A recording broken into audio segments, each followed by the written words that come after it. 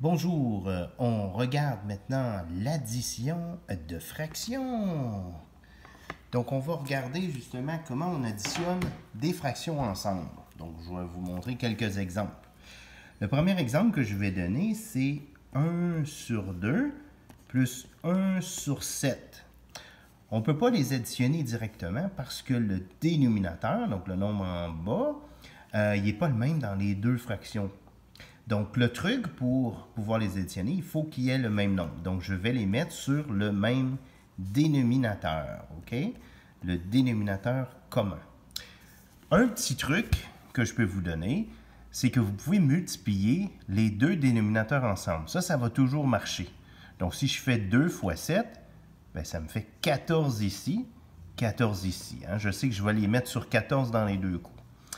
Mais maintenant, comment j'ai fait pour passer de 2 à 14, bien, j'ai fait fois 7. Bien, je vais faire la même chose en haut ici. Je pars de 1, je fais fois 7.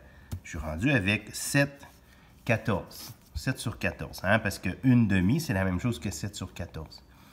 Comment j'ai fait maintenant pour passer de 7 à 14? Bien, j'ai fait fois 2. Hein, fois 2. Bien, je vais faire la même chose en haut. 1 fois 2, ça fait 2.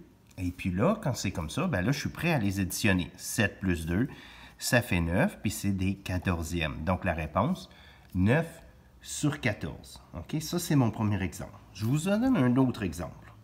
OK? J'ai 1/2 encore, plus 1 sur 4.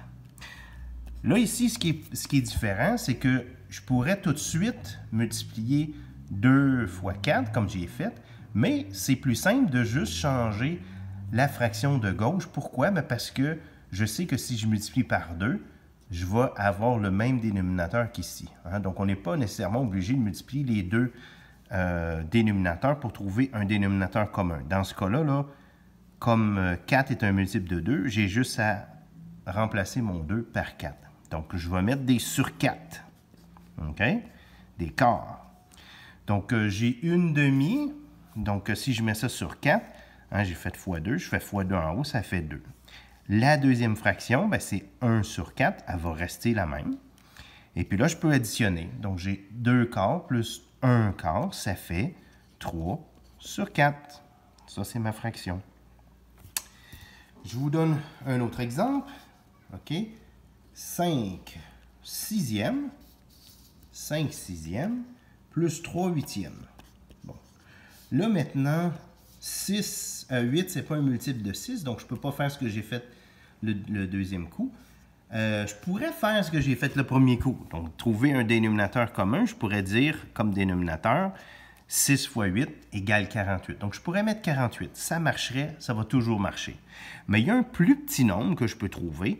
Hein, je peux trouver un multiple de 6 qui est en même temps un multiple de 8 puis qui serait plus petit que le produit de 6 fois 8. Donc, je le fais en détail. Si je mets, par exemple, les multiples de 6, bien, j'ai 6, 12, 18, 24, 30, 36, etc. Je peux faire la même chose avec les multiples de 8. Donc, j'ai 8, 16, 24, 32, 40, etc. Et puis, je me rends compte qu'il y a des nombres qui sont les mêmes, hein, dans les deux lignes. OK? Puis, le plus petit qui est le même dans les deux lignes, c'est le 24. Donc, j'encercle mon 24. Ça se trouve être le nombre que je peux utiliser ici. Hein? C'est mon plus petit commun multiple. Hein? Le plus petit nombre qui est là dans les deux lignes. Donc, je peux mettre 24. Okay? J'ai dit que j'aurais pu le faire avec le 48 en faisant 6 fois 8. Mais là, je vais le faire avec le PPCM, le plus petit commun multiple. Comment j'ai fait pour passer de 6 à 24? Bien, j'ai fait fois 4. Fait que je vais faire fois 4 en haut. Donc, ça fait 20. Hein? 5 fois 4, ça fait 20. Comment j'ai fait pour passer de 8 à 24? J'ai fait fois 3. Je vais faire fois 3 en haut aussi. Donc, je suis rendu avec 9. 3 fois 3 égale 9. Et là, je peux les additionner. 20 plus 9, ça fait 29.